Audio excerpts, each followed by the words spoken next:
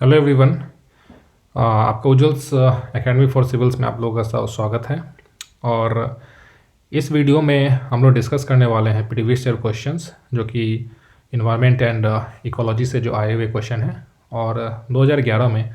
और ये दो पार्ट में वीडियो आएगा। इस पार्ट वन में कुछ क्वेश्चंस हैं और जो बाकी क्वेश्चंस हैं वो पार्ट टू में हम लोग डिस्कस करेंगे। ठीक है, तो लेट्स स्टार्ट। ठीक है, इसमें हम लोग देखते हैं कि क्या सब क्वेश्चंस आए हैं और उसके डिस्कशंस उसमें देखते हैं कि क्या सब उसमें जो रिलेटेड कॉन्सेप्ट्स हैं वो सब हम लोग देखते हैं। तो जो पहला क्वेश्चन है जो इन्वायरमेंट का 2011 में आया था, that is consider the following statements. ठीक है, biodiversity is normally greater in the lower latitudes as compare to the higher latitudes. ये पहला स्टेटमेंट है। और जो दूसरा स्टेटमेंट है, along the mountain gradients biodiversity is normally greater in the lower altitudes as compared to the higher altitudes। तो इसमें से देखना है कि कौन सा करेक्ट स्टेटमेंट्स, दोनों में से कौन सा स्टेटमेंट सही है और उस हिसाब से आंसर देना है। ठीक है, तो पहला स्टेटमेंट क्या बोलता है कि जो बायोडाइवर्सिटी है वो ज़्यादा होता है। कहाँ पे ज़्यादा होता है? In the lower latitudes as compare to the higher latitudes. ठीक है, तो ये स्टेटमेंट करेक्ट है। इसका रीज़न मैं आपको बताता हूँ कि कैसे करेक्ट होगा। जैसे देखो, ये एक हमारा अर्थ है। ठीक है, ये इक्वेटर है अपना। ठीक है, ये ट्रॉपिक ऑफ कैंसर है और ये ट्रॉपिक ऑफ कैप्रिकॉर्न है। ठीक है, ये इक्वेटर है। तो जो सन जो है अपना, समझो इधर सन है यहाँ पे। ठीक है, सन है। तो सन का जो सन रेज जो होते हैं, ये मैक्सिमम इंसोलेशन कहाँ पे आता है? तो ये जो टॉरिड जोन है, जिसको टॉरिड जोन बोला जाता है। ठीक है, तो यहाँ पे सबसे ज़्यादा सन रेज आते हैं। दैट मीन्स कि एनर्जी भी सबसे ज़्यादा आएगा। ठीक है, जो एनर्जी है वो भी सबसे ज़्यादा यहाँ पे आएगा इस रीजन में। तो हम लोग जैसे जैसे लैटिट्यूड ऊपर की ओर बढ़ता जाएगा तो क्या होगा, हमारा सन रेज जो है, एनर्जी जो है वो कम होता जाएगा। डैट मीन्स कि हमारे पास एनर्जी सफिशिएंट नहीं है तो फोटोसिंथेसिस नहीं होगा, प्लांट्स कम होंगे, प्राइमरी प्रोड्यूसर्स जो हैं वो कम होते जाएंगे। तो कहीं ना कहीं टुवार्ड्स पोल, इधर पोल्स हैं, पोल। तो जैसे हम लोग इक्वेटर से पोल की तरफ जाएंगे तो क्या होगा, बायोडाइवर्सिटी जो है वो कम होता जाएगा। ठीक है, तो इसी वजह से हम लोग जो बोलते हैं कि जो इक्वेटर का जो एरिया होता है, इक्वेटर जो है वहाँ पे रेन फॉरेस्ट्स होते हैं। ठीक है, रेन फॉरेस्ट्स होते हैं। और रेन फॉरेस्ट जो है सबसे ज़्यादा हाईएस्ट बायोडाइवर्सिटी होता है लैंड पे। ठीक है, ओशंस में कौन सा होता है? तो कोरल रीफ्स होते हैं ओशंस में। ठीक है, लेकिन अगर लैंड की बात की जाए तो उस पर इक्वेटोरियल जो रेन फॉरेस्ट्स होते हैं वो सबसे ज़्यादा बायोडाइवर्सिटी उसमें पाई जाती है। ठीक है, उसका रीज़न क्या है? क्योंकि पानी और वहाँ पे सनलाइट जो है वो सबसे ज़्यादा होता है। ठीक है, तो इस वजह से हमारा जो पहला स्टेटमेंट है कि biodiversity is normally greater in the lower latitudes as compare to the higher latitudes, तो ये स्टेटमेंट हमारा जो है ये सही हो जाएगा। ठीक है, सेम कॉन्सेप्ट देखते हैं अलॉन्ग द माउंटेन ग्रेडियंट्स। ठीक है, समझो ये एक माउंटेन है। ठीक है, इसका जो ग्रेडियंट है ये ग्रेडियंट है। ठीक है, biodiversity is normally greater in the lower latitudes as compare to the higher latitudes. तो ये क्या बोल रहा है कि जो हमारा माउंटेन है, माउंटेन रेंजेस होते हैं। ठीक है, समझो एक ये माउंटेन है। तो जो लोअर हाइट पे जो है इस एरिया का जो बायोडाइवर्सिटी होगा और ये जो टॉप का जो एरिया है, ठीक है, मान लो यहाँ का बायोडाइवर्सिटी B1 है, यहाँ का बायोडाइवर्सिटी B2 है। तो जो B1 है that is greater than B2। तो ये सही स्टेटमेंट है। क्यों? क्योंकि हम लोग जानते हैं कि जब माउंटेन के ऊपर हम लोग जैसे जैसे ऊपर की ओर जाएंगे तो क्या होता है, टेम्परेचर जो है वो ड्रॉप होता जाता है। ठीक है, उसके बाद जो हमारा सनलाइट है, सनलाइट और जो एनर्जी है ये भी ड्रॉप होता जाता है। तो उस वजह से हमारा जो नीचे का जो एरिया है, ग्रेडियंट जो नीचे का है, वहाँ पे ज़्यादा हमारा बायोडाइवर्सिटी रहेगा। तो ये रीज़न है कि उसके वजह से ये जो हमारा स्टेटमेंट है ये सही हो जाएगा। ठीक है, तो इस वजह से इसका आंसर होगा क्या, both 1 and 2 are correct statement. ठीक है, समझ में आया। अब देखते हैं नेक्स्ट क्वेश्चन क्या है। 3 of the following criteria have contributed to the recognition of Western Ghats, Sri Lanka and Indo-Burma regions as hot spots of biodiversity। ठीक है, ये इंपॉर्टेंट है, बायोडाइवर्सिटी हॉट स्पॉट्स। ठीक है, उसके ऊपर ये सवाल पूछा गया है, अक्सर पूछा जाता है इसके ऊपर सवाल। ठीक है, हॉट स्पॉट्स। ठीक है, तो ऐसा कौन सा 3 क्राइटेरिया है जिसने कंट्रीब्यूट किया है recognition of this region as biodiversity hotspots, ये सवाल पूछा गया है। तो स्पीसीज रिचनेस। ठीक है, ऑप्शंस देखते हैं पहले क्या क्या ऑप्शंस है। 1 is species richness, 2nd is vegetation density, 3rd is endemism, 4th is ethno botanical importance and 5th is threat perception and 6th is adaptation of flora and fauna to warm and humid conditions. ठीक है, तो जब आप लोग पढ़ोगे hotspots के बारे में तो बेसिकली उसके जो मेन 3 जो क्राइटेरिया होते हैं वो क्या क्या होने चाहिए कि एक तो वहाँ पे सबसे ज़्यादा स्पीसीज़ होने चाहिए, बहुत तरह के स्पीसीज़, तो वहाँ पर जो बायोडाइवर्सिटी होगा ना काफ़ी ज़्यादा होगा। ठीक है, बायोडाइवर्सिटी जो है वो काफ़ी ज़्यादा होना चाहिए, अलग अलग तरह के स्पीसीज़ वहाँ पे होंगे, जैसे कि राइनोसेरस होंगे, वहाँ पे टाइगर्स हो सकते हैं, लायंस हो सकते हैं, मंकीज़, मतलब अधिक बहुत तरह के फ्लोरा एंड फौना वहाँ पे रहेंगे। तो स्पीसीज़ रिचनेस होना चाहिए, ये तो है एक इम्पॉर्टेंट। दूसरा जो इम्पॉर्टेंट होता है फैक्टर वो होता है इंडेमिज्म। इंडेमिज्म का क्या मतलब होता है कि वो वहीं के नेटिव होने चाहिए। ठीक है, नेटिव होने चाहिए। अब ऐसा नहीं कि मान लो एक रीजन से, मान लो एक रीजन है और यहाँ पे मान लो एक प्लांट ए पाया जाता है। ठीक है, लेकिन यहाँ पे प्लांट ए नहीं पाया जाता है, तो यहाँ से प्लांट ए को यहाँ पे ट्रांसपोर्ट करके यहाँ पे प्लांटेशन कर दिए, तो ये यहाँ का इंडेमिक नहीं हुआ, ये यहाँ का नेटिव नहीं हुआ, ये यहाँ का इंडेमिक नहीं हुआ। ठीक है, तो हमारा जो बायोडाइवर्सिटी जो हॉटस्पॉट्स जो रीजन होते हैं वहाँ पे इंडेमिज्म भी एक फैक्टर होता है कि वहाँ पे जो मैक्सिमम जो प्लांट्स हैं, जो फ्लोराज हैं, फौनाज हैं, वो वहीं के होने चाहिए। ठीक है, तो ये एक फैक्टर होता है। ठीक है, और एक जो होता है थ्रेट परसेप्शन। थ्रेट परसेप्शन का क्या मतलब होता है कि जैसे थ्रेट परसेप्शन का मतलब होता है कि जो इंडेंजर्ड होना चाहिए, वो किसी न किसी तरीके से उनका विलुप्त होने का, वहाँ पे मान लो कोई पेड़ का जो है कोई पौधा है उसका बहुत ज़्यादा वहाँ पे हम लोग जो हैं यूज़ किए नेचुरल रिसोर्सेज का, तो उसका डेंसिटी कम हो गया और कहीं ना कहीं वो एक्सटिंक्ट होने के कगार पे आ गया। तो इस तरीके का जो थ्रेट परसेप्शन होता है तो वो एक इम्पॉर्टेंट फैक्टर हो जाता है। ठीक है, तो इसमें से देखेंगे कौन सा इंपॉर्टेंट है, तो 1, ठीक है, 3 और ये 5, तो option C is the correct answer. तो बायोडाइवर्सिटी हॉटस्पॉट्स के लिए ये 3 फैक्टर्स ही मेन होते हैं, बाकी जो ये है वेजिटेशन डेंसिटी ये गलत है, ये ऐसे ही ऑप्शन बनाने के लिए है। And adaptation of flora and fauna to warm and humid conditions, ये भी गलत स्टेटमेंट है। तो ये आंसर इसका 3 जो सी है वो हो जाएगा। ठीक है, चलिए देखते हैं नेक्स्ट क्वेश्चन क्या है। Biodiversity forms the basis for human existence in the following ways. ठीक है, soil formation, prevention of soil erosion, recycling of waste, pollination of crops.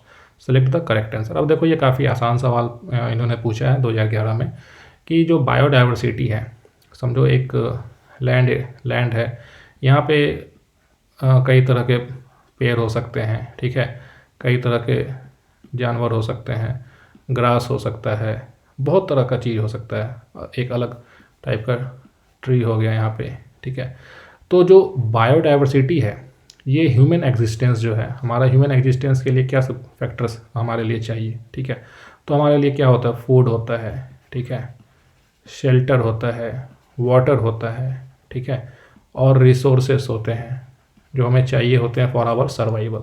तो जो बायोडाइवर्सिटी है किसी भी रीजन का, वो हमें ह्यूमन एग्जिस्टेंस को कैसे वो उसका बेसिस वो बनता है। ठीक है, कैसे हेल्प करता है ह्यूमन एग्जिस्टेंस में, तो सॉइल फॉर्मेशन में। ठीक है, सॉयल फॉर्मेशन जो होता है वो कैसे सॉयल कैसे फॉर्म होता है, ये काफ़ी एक लॉन्ग प्रोसेस है सॉयल फॉर्मेशन का।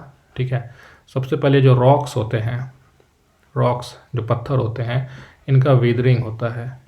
ठीक है, मतलब ये छोटे छोटे विदर करेंगे। ठीक है, छोटे छोटे टुकड़े में होंगे।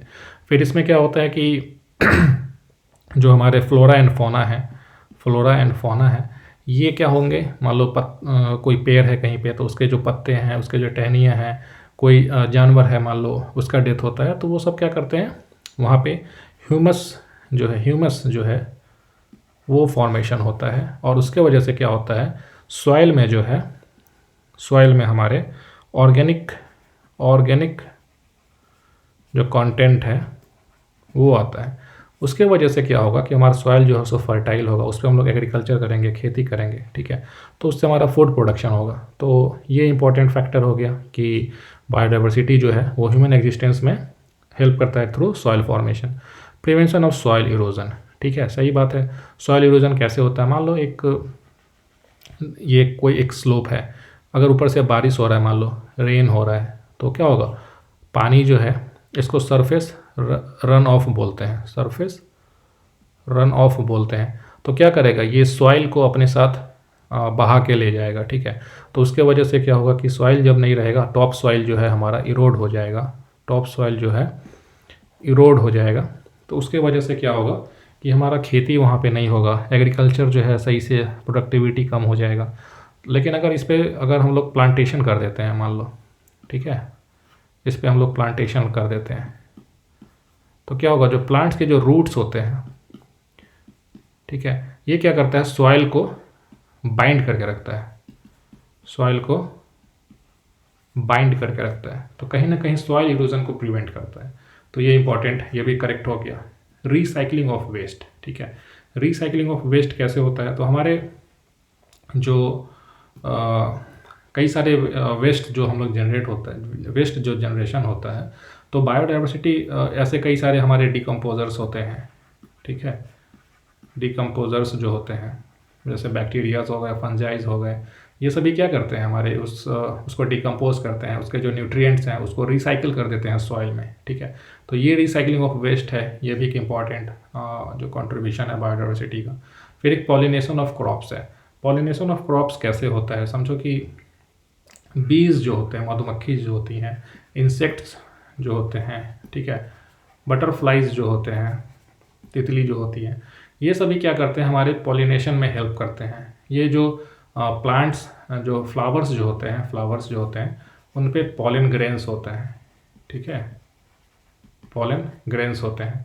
पॉलन ग्रेन्स को क्या करता है, ये लोग जब उस पर जैसे कोई मधुमक्खी है या फिर कोई तितली है, वो जब किसी फूल के पास जाते हैं, तो उसके बॉडी में, उसके पैर में, उसके विंग्स में ये पॉलन ग्रेन्स जो हैं ये चिपक जाता है। ठीक है, ये छोटा छोटा पॉलन ग्रेन्स होता है। ठीक है, फिर जब वो जब किसी दूसरे फ्लावर पे जाएगा, तो ये जो पॉलन ग्रेन्स जो आए थे साथ में, इसके साथ चिपक करके ये इस पे चला जाएगा, और जो इसका जो रिप्रोडक्शन जो प्लांट्स में जो होते हैं वो स्टार्ट होगा उसके बाद। तो उसके बाद से क्या होगा कि जो क्रॉप्स जो हैं वो कहीं ना कहीं फिर से वो ग्रो करेंगे। ठीक है, तो ये पॉलिनेशन ऑफ क्रॉप्स में हेल्प करते हैं हमारे बायोडाइवर्सिटी जो किसी रीजन का होता है। तो उस हिसाब से ये हमारा ऑप्शन डी जो है ये इसका आंसर होगा। ठीक है, अभी चलते हैं नेक्स्ट क्वेश्चन पे। Which of the following is not a site for in situ method of conservation of flora. In situ method of conservation of flora, biosphere reserves, botanical garden, national park and wildlife sanctuary. ठीक है, सबसे पहले समझते हैं कि in situ और ex situ क्या होता है।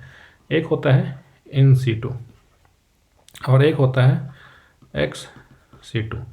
ये दोनों कंजर्वेशन मेथड्स होते हैं। तो इन सीटू मतलब होता है कि जिस एरिया में जिस चीज़ को कंजर्व करना है वो बिल्कुल नेचुरल एरिया होना चाहिए, उसको हम लोग कहीं पे बिल्डअप नहीं करते हैं। ठीक है, लेकिन एक्स सीटू क्या होता है कि जिस स्पीसीज को प्रोटेक्ट करना होता है उसके लिए हम लोग एक स्पेशलाइज्ड एक जगह बनाते हैं और उसको वहाँ दूसरे जगह से ला करके वहाँ पे उसको हम लोग प्रिजर्व करते हैं। जैसे कि इन जो चारों ऑप्शंस में देखोगे, इसमें जो है जो इन सिटू मेथड है वो सिर्फ बोटेनिकल गार्डन में है। बाकी ये जो है ऑप्शन ए, ऑप्शन सी और ऑप्शन डी, ये जो तीनों जो है ये इन सिटू है, ठीक है, और ये एक्स सिटू है। बोटेनिकल गार्डन जो है ये एक्स सिटू है, ठीक है। इसमें बायोस्फीयर रिजर्व्स जो है वो एक नेचुरल एरिया है, उसको हम लोग डेजिग्नेट कर देते हैं बायोस्फीयर रिजर्व्स, ठीक है। इसमें मैन प्लस नेचर का एक बैलेंस होता है इसमें, ठीक है। नेशनल पार्क जो होता है ये वाइल्ड लाइफ प्रोटेक्शन एक्ट के अंदर हम लोग उसको बनाते हैं। इसमें स्टेट गवर्नमेंट भी नेशनल पार्क्स बना सकती हैं, सेंट्रल गवर्नमेंट्स भी बना सकती है, लेकिन मेजोरिटी जो है स्टेट गवर्नमेंट्स का हिस्से होता है, बट सेंटर जो है वो भी नेशनल पार्क डेजिग्नेट कर सकती हैं, ठीक है। और वाइल्ड लाइफ सेंचुरी, ये तीनों जो है सो इन सिटू कंजर्वेशन होता है। लेकिन बोटेनिकल गार्डन, जैसे कि मैंने ये एक फ़ोटो लगा रखा है, देखो इसमें क्या है कि हम लोग एक ये वाटर में जो होने वाले कुछ प्लांट्स हैं उसको हम लोगों ने यहाँ पर लगा रखा है। बाकी अलग अलग वैरायटीज़ के जो चीज़ हैं हम लोग उसको यहाँ पे प्लांट करके रखे हुए हैं। तो ये भी एक कंजर्वेशन मेथड है, लेकिन ये क्या है, एक्स सिटू है। लेकिन अगर यहाँ पे मान लो बायोस्फीयर रिजर्व्स होता या नेशनल पार्क होता, वाइल्ड लाइफ सेंचुरी होता, तो ये बिल्कुल नेचुरल एक जगह, जैसे मान लो अगर तुम कहीं घूमने जाओगे, अगर आप लोग कहीं किसी जगह घूमने जाते हो, जैसे कि कोई टाइगर रिजर्व जाते हो या फिर किसी भी जगह, तो वो सारे जो हैं सो इन सिटू होते हैं कंजर्वेशन। लेकिन ये जो है बोटेनिकल गार्डन जो है ये एक्स सिटू कंजर्वेशन है, ठीक है। ओके, तो इसका आंसर क्या होगा, जो not a site for in Situ, that is botanical garden. Okay, next question देखते हैं। Among the following states, which one has the most suitable climatic conditions, ठीक है, for the cultivation of a large variety of orchids with minimum cost of production and can develop an export oriented industry in this field, ठीक है। तो चार option है, Andhra Pradesh, Arunachal Pradesh, Madhya Pradesh and Chhattisgarh. तो इसका answer है अरुणाचल प्रदेश, ठीक है। क्लाइमेटिक कंडीशंस बोल रहा है पहचानो जहाँ पे जो ऑर्किड्स हैं, जो वहाँ पे कई तरह के उसमें हम लोग फ्रूट्स और इस तरह की जो चीज़ें हैं उसको हम लोग वहाँ पे लगा सकते हैं। तो ये अरुणाचल प्रदेश है, क्योंकि यहीं का क्लाइमेटिक कंडीशन ऐसा है जहाँ पे टेम्परेचर जो है सो मॉडरेट है, मॉडरेट से लेके कम होता है। रेनफॉल यहाँ पे ठीक ठाक है, ठीक है। बाकी इन सब जगह पे रेनफॉल जो है उतना अच्छा नहीं है, ठीक है। तो ये वजह से क्लाइमेटिक कंडीशंस जो है अरुणाचल प्रदेश का सुटेबल है फॉर द ऑर्किड्स, ठीक है। तो इसका आंसर बी ये हो जाएगा। नेक्स्ट क्वेश्चन देखते हैं। A sandy and saline area is the natural habitat of an Indian animal species. एक इंडियन एनिमल स्पीसीज है जिसके बारे में बोल रहा है कि सैंडी मतलब कि बालू, बलुआई जगह, और सैलाइन मतलब कि खारा, ठीक है। तो समझो बालू और सैलाइन जगह जो है वहाँ पे वो पाया जाता है। The animal has no predators, ठीक है। एनिमल का कोई प्रीडेटर नहीं है, उसको कोई जल्दी मारता उड़ता नहीं है, लेकिन उसका एग्जिस्टेंस जो है वो थ्रेटन है because of destruction of its habitat. Which one of the following could be that animal, ठीक है। तो चार ऑप्शन है, Indian wild buffalo, Indian wild ass, Indian wild boar, Indian गैजल। तो इसका जो आंसर है, जो आप पढ़ोगे इंडिया का जो बायोडाइवर्सिटी, जब इंडिया का फौना फ्लोरा पढ़ोगे, तो ये काफ़ी एक इम्पॉर्टेंट एक एनिमल है ये इंडियन वाइल्ड एस, ठीक है। और इसके बारे में बोला जाता है कि it is the only Sandy and saline area में मतलब पाए जाने वाला एस, वाइल्ड एस है। इसका मैं आपको पिक एक दिखाता हूँ मैं, देखो ये है इंडियन वाइल्ड एस, ठीक है, वाइल्ड एस है ये। और ये गुजरात में पाया जाता है, कहाँ पे, रन ऑफ कच्छ वाले एरिया में। और यहाँ पे एक इसके लिए सेंचुरी भी बनाया गया है जिसको हम लोग बोलते हैं इंडियन वाइल्ड एस सेंचुरी है, जो कि गुजरात में है, ठीक है, गुजरात में। और ये सिर्फ यहीं पे पाया जाता है गुजरात में। तो ये देखो सैंड्स हैं, और ये सलाइन एरिया है। सलाइन एरिया क्यों है, क्योंकि ये हमारा जो अरेबियन सी है उससे पास में है, ठीक है, अरेबियन सी के पास में है, ठीक है। तो इसका जो स्टेटस है, इसका है आयुष्यन जो स्टेटस है, ये नियर थ्रेटेंड है, एक बार आप चेक कर लेना, ठीक है। और ये गुजरात में ही सिर्फ पाया जाता है इंडिया में, और किसी स्टेट में नहीं पाया जाता है। और इसके लिए एक डेजिग्नेटेड जो वाइल्ड लाइफ सेंचुरी है वो वहीं रन ऑफ कच्छ में है, गुजरात में, ठीक है। तो इस तरह से यूपीएससी कई बार क्वेश्चंस पूछ लेती है किसी स्पेसीज का डिस्क्रिप्शन दे करके, और वो पूछती है कि ये कहाँ पाया जाता है, कहाँ किस एरिया में। तो आप जब भी जो इस तरह के प्रोमिनेंट जो फ्लोरा और फौनास जो है इंडिया के, उसके बारे में आप ज़रूर जानो कि वो कहाँ पे पाए जाते हैं, उसके ज्योग्राफी ज़रूर जानो। ऐसे कई बार क्वेश्चंस प्रीलिम्स में पूछे जाते हैं। ठीक है, नेक्स्ट क्वेश्चन देखते हैं कि the red data books published by the IUCN international union for conservation of nature and natural resources contains list of red data books. काफ़ी इंपॉर्टेंट है ये रेड डेटा बुक्स, और ये पूछता है कि इसमें क्या सब कंटेंट, उसमें लिस्ट में क्या सब होता है। तो जो ऑप्शंस हैं, endemic plant and animal species present in the biodiversity hotspots, ठीक है, threatened plant and animal species and protected sites for conservation of nature and natural resources in various countries. देखो ये जो है थर्ड ऑप्शन गलत है। क्यों? प्रोटेक्टेड साइट्स में क्या आते हैं? नेशनल पार्क्स आते हैं, ठीक है, national parks, wild life sanctuary, ठीक है, बायोस्फीयर रिजर्व्स, ठीक है। तो ये सारे का जो लिस्ट होता है ये रेड डेटा बुक्स में नहीं होता है, ठीक है। तो ऑप्शन 3 जो है वो गलत है, तो उससे हमारा ऑप्शन ये निकल जाएगा, ये कट जाएगा और ये ऑप्शन कट जाएगा। तो इसका आंसर सिर्फ 2 ओनली है। और सही बात है, जब आप रेड डेटा बुक्स के बारे में पढ़ोगे, IUCN जो पब्लिश करता है, तो उसमें सिर्फ थ्रेटेंड प्लांट और एनिमल स्पेसीज के बारे में बताया जाता है कि जैसे मान लो इनका एक क्लासिफिकेशन होता है, जैसे क्रिटिकली इंडेंजर्ड है, ठीक है, फिर एक इंडेंजर्ड है, एक होता है एक्सटिंक्ट, एक होता है एक्सटिंक्ट इन वाइल्ड, ऐसे करके होता है, फिर एक नियर थ्रेटेंड होता है, एक वल्नरेबल होता है, ठीक है, एक लिस्ट कंसर्न होता है। तो इस हिसाब से ये बहुत सारे स्पेसीज़ को क्लासीफाई करते हैं, और इससे हम लोगों को पता चलता है कि कौन से स्पेसीज़ का पॉपुलेशन कम हो गया है, कौन से स्पेसीज़ को हम लोग को प्रोटेक्ट करने का ज़्यादा ज़रूरत है। तो ये रेड डेटा बुक्स में ये लोग इस तरह का चर्चा करते हैं, जो कि threatened plant and animal species का। तो ये ऑप्शन सिर्फ इसका ये सही है, स्टेटमेंट है, ठीक है। एक ये काफ़ी अच्छा सवाल है, इस पर हम लोग एक डिस्कशन करेंगे। ये ठीक ठाक बहुत बढ़िया सवाल है ये। In the context of ecosystem productivity marine upwelling zones, ये काफ़ी इंपॉर्टेंट है, अपवेलिंग जोन्स, ठीक है, are important as they increase the marine productivity by bringing the decomposer microorganisms to the surface, nutrients to the surface, bottom dwelling organisms to the surface, ठीक है। पहले समझते हैं कि इसका आंसर, पहले ये समझते हैं कि अपवेलिंग जोन्स क्या होते हैं, उसके बाद फिर इस सवाल को हम लोग करते हैं, ठीक है। समझो ये हमारा जो है ये ओशन है ऐसे, ठीक है, ये ओशन है, ये ओशन वाटर लेवल है, ठीक है, ये डेप्थ है, ठीक है, ये ओशन का डेप्थ है। तो नॉर्मली क्या होगा, जब विंड्स ब्लो करेंगे ऊपर में, जो ट्रेड विंड्स होते हैं, ट्रेड विंड्स जो होते हैं, ये क्या करते हैं, जब ट्रेड विंड्स ब्लो करते हैं तो अपने साथ पानी को ड्रैग करते हैं, पानी जो है। तो इसके वजह से ओशन करेंट्स जनरेट होते हैं सरफेस पे, ठीक है, सरफेस पे ओशन करेंट्स जनरेट होते हैं। तो जब सरफेस पे ओशन करेंट्स जब जनरेट होगा तो क्या होगा, पानी का लेवल जो है एक रिलेटिवली पानी ऐसे ऐसे बढ़ के समझो इधर इस एरिया की तरफ जाएगा, क्योंकि ऊपर में विंड ब्लो हो रहा है ऐसे। तो ये ओशन करेंट्स जो हैं सरफेस पे ऊपर जो है फ्लो करेंगे। तो यहाँ का जो पानी है, यहाँ जो पानी है, ये कहीं ना कहीं ट्रांसपोर्टेशन हो रहा है इसका, यहाँ से यहाँ पे हो रहा है और यहाँ पे पाइलअप हो रहा है पानी। तो यहाँ का जो पानी जो इधर मूव कर गया करेंट्स के थ्रू, करेंट्स के द्वारा, तो यहाँ पे पानी का भरपाई कैसे होगा, from where water will come.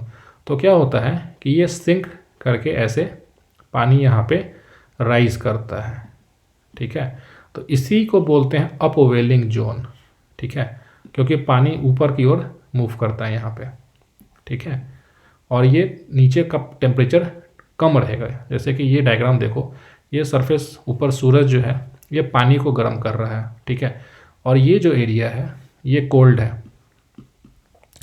तो यहाँ का जो पानी ऊपर राइज करेगा, इसी को बोलते हैं हम लोग अपवेलिंग जोन, ठीक है, अपवेलिंग जोन।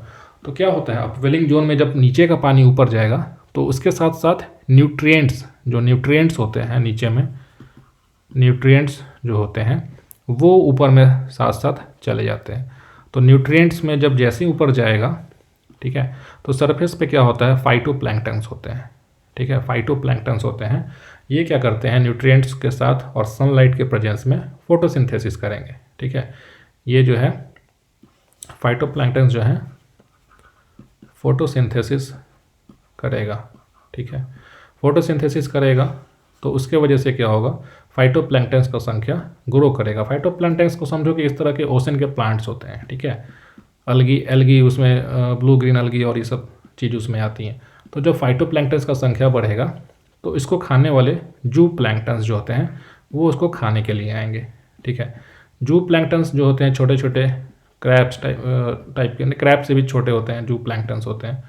इनको खाने के लिए छोटी छोटी फिश आएंगी, ठीक है, स्मॉल फिश जो है, ठीक है। स्मॉल फिश को फिर मैकरेल जो है इससे बड़ी होती है वो खाएगी, फिर इससे एक माही फिश है वो इसको खाएगी, और ये लार्ज शार्क जो है। तो ये फूड चेन हमारा ओशन का जो है वो चलता है। तो देखो प्राइमरी प्रोडक्टिविटी प्राइमरी जो प्रोड्यूसर है फाइटोप्लैंक्टन्स है, उसके बाद ये फूड चेन स्टार्ट हो गया। तो सारा जो सर्कल है वो क्यों हो रहा है, क्योंकि न्यूट्रिएंट्स नीचे से ऊपर की ओर जा रहा है, जिसको बोलते हैं अपवेलिंग जोन्स, ठीक है। अब चलते हैं क्वेश्चन में कि in the context of ecosystem productivity marine upwelling zones are important as they increase the marine productivity by bringing the, ये जो ऑप्शन है 1 and 3 ये दोनों ऐसी फालतू में यूपीएससी ने डाल रखा है कंफ्यूज करने के लिए, ठीक है। क्योंकि अगर आप देखोगे न्यूट्रिएंट्स टू द सरफेस ये तो इंपॉर्टेंट है, ये तो होना ही होना है, ठीक है। तो ऑप्शन 1 and 2 और 2 and 3 इन तीनों में से कोई एक होगा, तो इसको पहले ही काट दो। फिर अगर आप देखोगे decomposer microorganisms to the surface and bottom dwelling organisms to the surface, तो जब एक आएगा तो 3 भी आना चाहिए और 2 तो है ही, तो 1 2 3 तीनों में कोई ऑप्शन साथ में है ही नहीं। डैट मीन्स कि 1 and 3 साथ में नहीं हो सकते हैं, तो एक भी नहीं, ये भी नहीं, तो सिर्फ 2 ओनली, ठीक है। तो ऐसे कई सारे ऐसे क्वेश्चंस हैं यूपीएससी जो पूछती है प्रीलिम्स में, जिसमें वो ऐसी वेग ऑप्शंस बना देते हैं, ठीक है। तो वो ध्यान रखना होता है उस पर, ऐसा नहीं कि इसमें 1 and 2 लगा दिया, ऐसा नहीं, ये गलत है, सिर्फ 2 ओनली होगा। क्यों? क्योंकि this is the main reason जो होते हैं अपवेलिंग जोन्स में प्रोडक्टिविटी का ज़्यादा होने का। क्यों? क्योंकि न्यूट्रिएंट्स ज़्यादा है, न्यूट्रिएंट्स ज़्यादा है मतलब कि खाना अवेलेबल है जहाँ पे ऑर्गेनिक इनऑर्गेनिक कंपोनेंट्स ज़्यादा हैं, तो फाइटोप्लैंक्टन्स का ग्रोथ ज़्यादा होगा, जू प्लैंक्टन्स का ग्रोथ ज़्यादा होगा, और जो ये हम लोग फूड चेन जो हम लोग देख रहे हैं, ये फूड चेन जो है काफ़ी बढ़िया रहेगा। तो जो अपवेलिंग जोन्स जो होते हैं वहाँ पे फिशिंग बहुत ज़्यादा होती है। क्यों? क्योंकि जाहिर सी बात है फिश ज़्यादा होगा, क्योंकि वहाँ पे फूड प्रोडक्शन ज़्यादा हो रहा है, ठीक है। तो फिशिंग जोन्स जो होते हैं वो कहाँ पे पाए जाते हैं मोस्टली, तो जो अपवेलिंग जोन्स होते हैं हमारा, ठीक है, वहाँ पे पाया जाता है।